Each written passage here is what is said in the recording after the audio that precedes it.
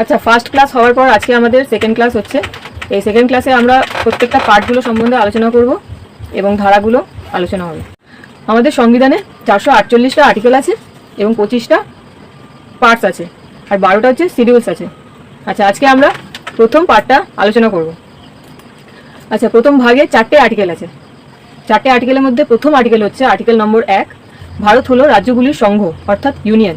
কোনো রাজ্য ভারত থেকে আমরা আলাদা করতে পারবো না। ঠিক আছে, এটা হচ্ছে আর্টিকেল 1। আর্টিকেল 1 হয়েছে, এবার হচ্ছে আর্টিকেল 2। আচ্ছা, আর্টিকেল 2তে বলেছে সংসদ প্রেসিডেন্টের অনুমতিতে কোনো বিদেশি রাজ্যকে ভারতে মিলিয়ে নিতে পারে। এটা হচ্ছে আর্টিকেল 2।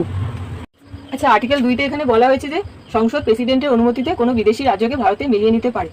তা এই এখানে একটা বিদেশি রাজ্য আমাদের সিকিম আমাদের বিদেশি রাজ্য ছিল, ওটা যেহেতু ভারতে অ্যাড করা হয়েছিল, সেটা হচ্ছে 34th অ্যামেন্ডমেন্টে 1974 সালে। ঠিক আছে, সেটা হচ্ছে আমার সিকিমকে ইউনিয়ন টেরিটরিতে অ্যাড করা হয়েছিল। ঠিক আছে, তাহলে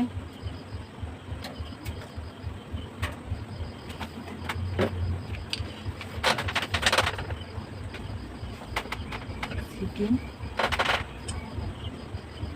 ইউনিয়ন টেরিটরি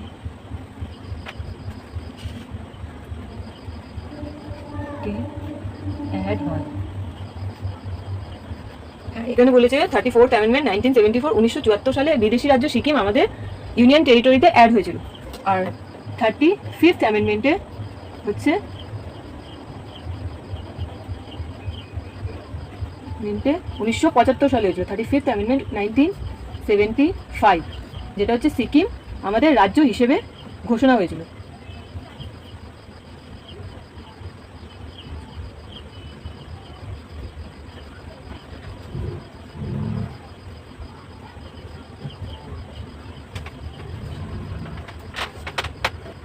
আচ্ছা, আমার থেকে একটু ভুল হয়ে গেছে, এখানে হবে 35th আর এখানে হবে 36th।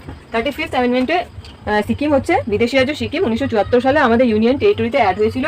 আর 36th অ্যামেন্ডমেন্টে 1975 সালে সিকিম হচ্ছে আমাদের একটা স্টেট হিসেবে ঘোষণা হয়েছিল। আচ্ছা, আর্টিকেল 3-এ বলেছে সংসদ প্রেসিডেন্টের অনুমতিতে ভারতের যে কোনো রাজ্যর নাম, সীমা এবং ক্ষেত্রতে পরিবর্তন করতে পারে। ঠিক আছে, তাহলে আমরা জানবো কি কি পরিবর্তন হয়েছিল, কোন কোন রাজ্য আলাদা হয়ে গেছিল, ভেঙে গেছিল সেই টাইমে। তাহলে ছত্তিশগড়, এমপি থেকে ছত্তিশগড় আলাদা হয়েছিল 2000 সালে 1 নভেম্বর। এমপি থেকে ছত্তিশগড় আলাদা হয়েছিল 2000 সালে 1 নভেম্বর।